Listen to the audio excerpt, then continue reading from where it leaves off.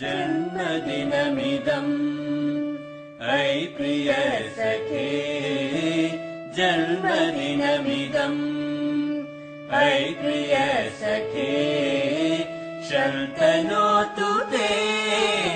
सर्वदा मुदम् शन्तनोतु ते सर्वदा मुदम् प्रार्थयामहे भव शतायुषी प्रार्थयामहे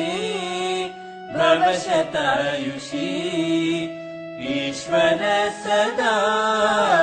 त्वां च रक्षतु ईश्वर सदा त्वां च रक्षतु पुण्यकर्मणा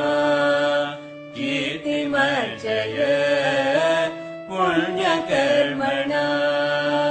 कीर्तिमर्जय जीवनं तव